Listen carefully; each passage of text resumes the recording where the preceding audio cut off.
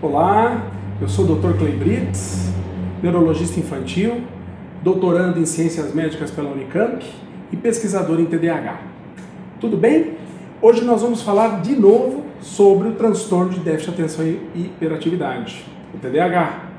Mas nós vamos dar ênfase a algumas dicas valiosas para o professor em sala de aula na condução dessa criança com TDAH dentro do ambiente, tanto dentro da sala de aula quanto fora da sala de aula. Vamos lá? Tenho certeza que você vai aproveitar muito. Primeira dica muito importante: o professor ele tem que saber o que é TDAH. Não adianta receber o relatório médico com o diagnóstico e não saber como conduzir essa criança no cotidiano. Saber que o TDAH não é só hiperatividade. O TDAH é um transtorno que leva a problemas de funções executivas, problemas de memória de trabalho, memória operacional não verbal, atenção seletiva, atenção sustentada e o índice de motivação para essa criança cumprir tarefas sem recompensa é muito menor do que crianças que não apresentam TDAH. Segundo, é muito importante que o professor receba o relatório médico com o diagnóstico. Muitas vezes, naquele relatório já existem orientações que devem ser conduzidas, orientações que podem ser implementadas. Terceiro, criança com déficit de atenção e hiperatividade tem que sentar na frente, tem que sentar na primeira fila, mais próximo ao professor. Por quê? Porque próximo do professor ela tem menos fator que vai tirar a atenção dela, menos fatores distratores, menos fatores que podem fazer com que ela tenha um menor rendimento porque está tirando a concentração dela para a atividade.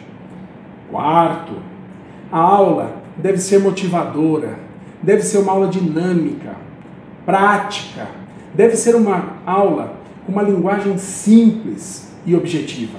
Deve ser uma aula em que, durante a sua fala, professor, você tem que observar aquele aluno e ver se realmente ele entendeu, se realmente ele está com aquela expressão de que dominou e memorizou e entendeu a sequência do que você quis falar. Por isso, é muito importante repetir o conteúdo em alguns momentos durante a aula, mudar o tom de voz, dar ênfase em determinados pontos da sua aula que você, professor, acha fundamental que ele memorize. E durante o processo e a sequência, repetir, voltar naquele assunto de novo para que ele possa realmente poder guardar e memorizar aquelas informações. Sexto, faça perguntas durante a aula. Coloque perguntas no começo da aula, dando assim um certo desafio, um certo clima de quiz. Quem responder as perguntas que eu vou colocar no início da aula ao final da aula, recebe 0,1, 0,5 pontos na média. Isso vai dar para esse aluno uma motivação para aumentar o nível de concentração dele durante a aula. 7. Estimule a pesquisa, estimule a busca de informações que possam ser acrescentadas àquela matéria básica que você deu. Crianças com TDAH gostam muito de elogio, muito mais do que crianças que não têm TDAH. Portanto, se elas pesquisarem dentro da sua matéria, do seu conteúdo, coisas novas que você não colocou na aula, você está estimulando ela a buscar de forma ativa essas informações e, por tabela, ela acaba memorizando muito mais aquilo que você deu basicamente na aula.